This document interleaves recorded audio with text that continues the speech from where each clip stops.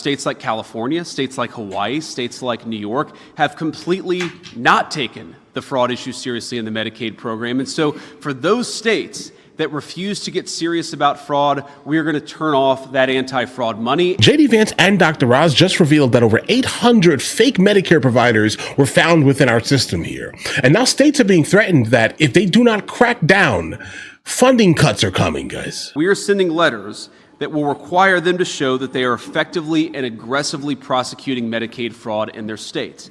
And if they do not aggressively prosecute Medicaid fraud, we are going to turn off the money that goes to these anti-fraud units. And I would say a couple things about this.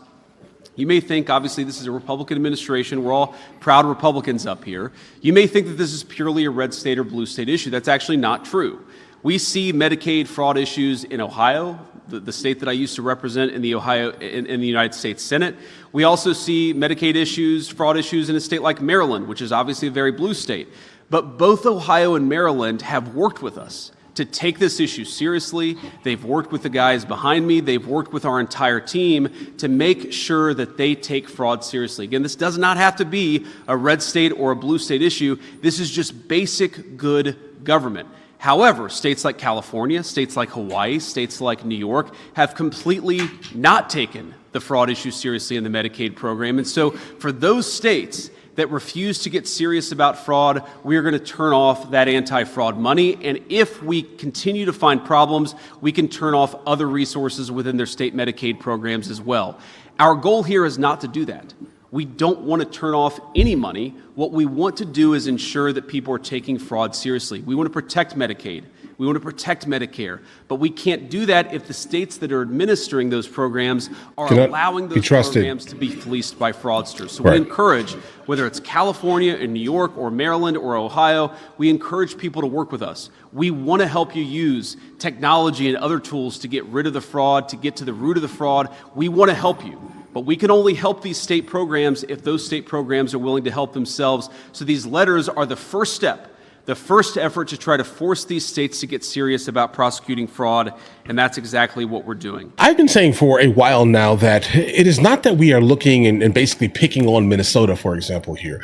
I've also said, listen, Maine is also kind of running into similar issues as Minnesota is. The idea of fraud, government fraud, wasting American taxpayer dollars is not something that is just completely indicative of like any type of blue state. It is not that. It is, in fact, an American narrative, unfortunately, here.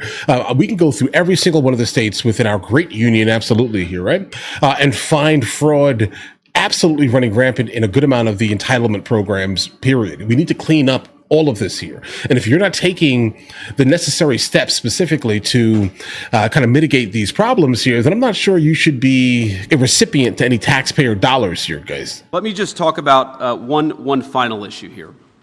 We see a lot of fraud in the home health care and in the hospice care system. I think Dr. Oz will probably talk a little bit more about that. But again, you have to appreciate that this fraud issue is fundamentally theft from the taxpayer, but also theft from people who need these programs.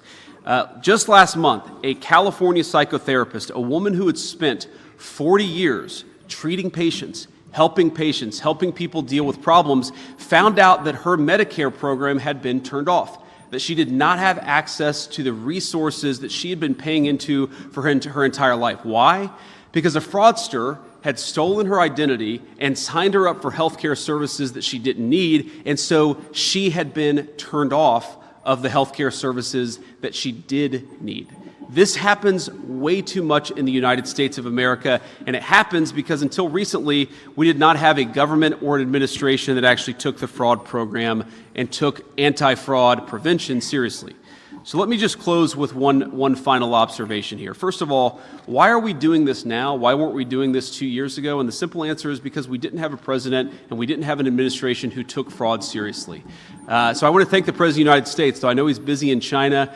All of these efforts, all of these things that we're finding are because we have a president who has told us, take the fraud issue seriously, get to the root of it, and turn off the money when we find out that money is going to fraudsters. So that's exactly what we're doing.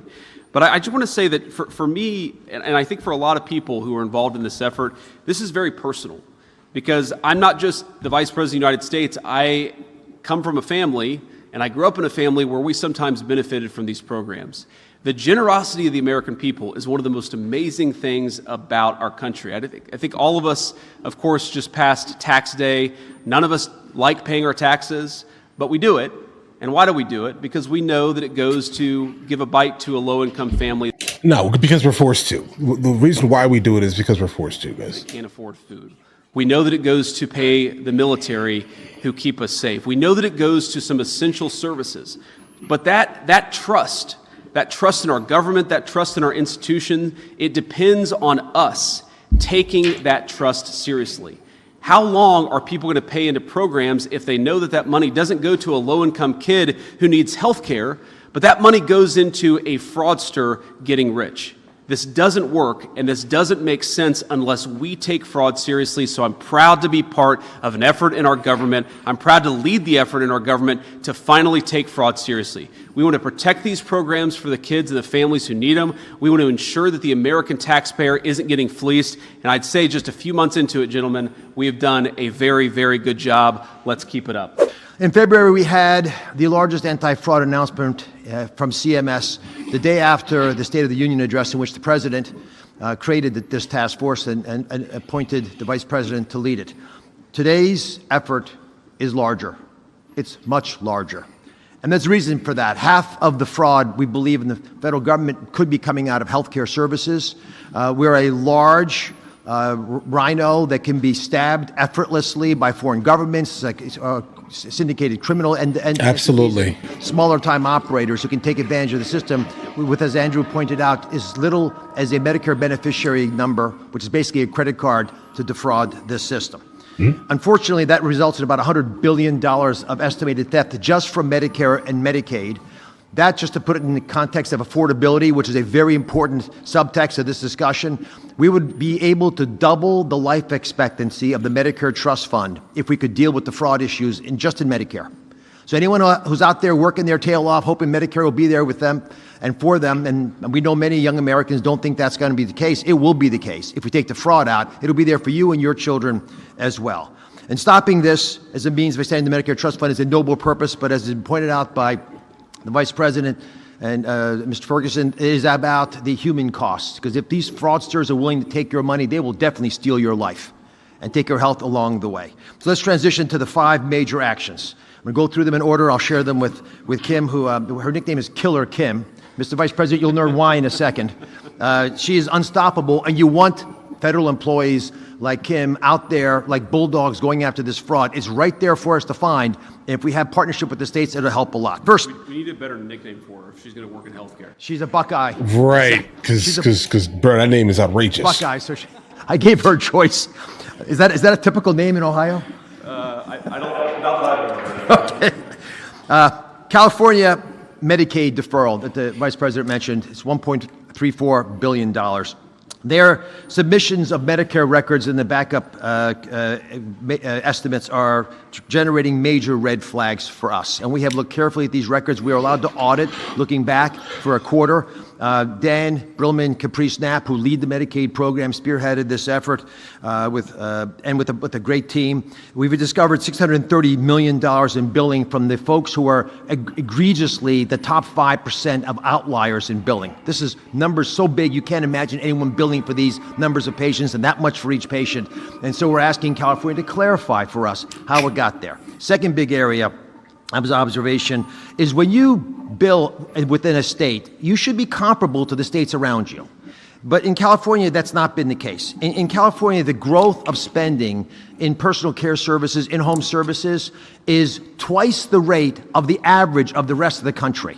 California is incredibly expensive. So everything within California is going to be incredibly expensive. So when it comes to something that is like, I don't know, has the ability to save someone's life here, of course they're going to price gouge that kind of by default here. Also, California is one of these places that's filled with a bunch of people who in fact think that no one should have anything, if that makes any sense here. Like if they don't have it, you shouldn't have it. That's pretty much how that works here.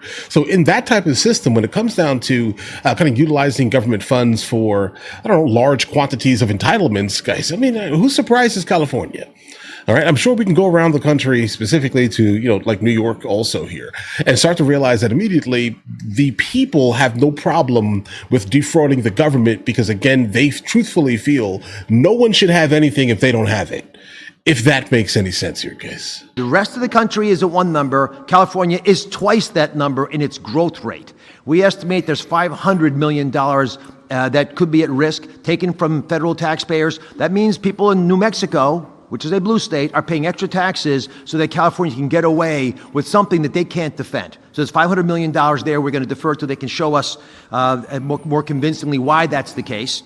And there's another $200 million that we're stopping in questionable expenditures. Much of that is linked to immigration-related costs. Folks who are undocumented, and we're not sure why we're paying for this. And as you know from the Working Families Tax Cut legislation, which I'm going to emphasize is a program that saved Medicaid. The President and Congress saved Medicaid with that bill. That became legislation. There's another $200 million at risk there. Added together, $1.34 billion. It's the largest deferral we've ever made. We're making it for a good reason. We'd like the state to at least come to the table and explain to us how these outlier payments have been generated. Second major issue is home health care fraud and hospice fraud. So let's just clear this up. Hospice, end of life, designed 40 years ago, a beautiful program that's designed to take care of you because you have cancer and you're not going to survive more than 6 months.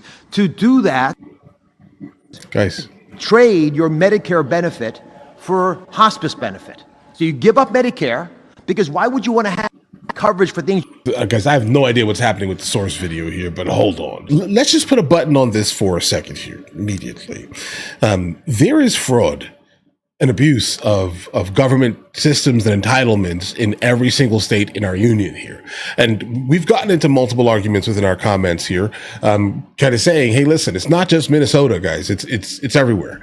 It's literally everywhere because we have been running a gigantic entitlement system and raising some of the people within our country that wants to grow up exclusively to take advantage of that almost exclusively. Not everyone. This is not everyone. Understand what I'm saying here. There are people who, in fact, absolutely need to be taken care of, and I have no problem with taking care of a senior. I also have no problem with the idea of taking care of someone who is handicapped, etc. But if you are of working age and you're just choosing specifically to just live off of government entitlements, let's just say this here, because you were taught by most likely, I don't know, the previous generation in your family, yeah, that's a problem for me, guys. All right. This really is not a conducive thing to kind of look forward to at all here. Guys, everyone has basically the same 24 hours. It's how you decide to basically live those 24 hours. There are some people who, in fact, wake up in the morning and say, it is easier 100% to not be successful because if I'm successful, I'm taxed more. Right? So let me just stay specifically underneath the poverty line, for example, and be able to utilize government assistance. And again, this is not every single person on government assistance. There are absolutely circumstances where it is what it is here, guys. All right. But if you are someone who is of working age specifically, I'm not sure you should be able to be on that, bro. All right. Let's just be completely honest here. Like you need to kind of you need to kind of give to the country. A little bit, bro. Because I mean, those of us who are out here working, who literally do not get tax returns and have to pay a silly, stupid amount of money for things that we really don't see large scale except roads. And that's if you are even in the United States of America the entirety of the year, which I am not. We pay taxes because we have to. All right. Let's just be honest when we say this here.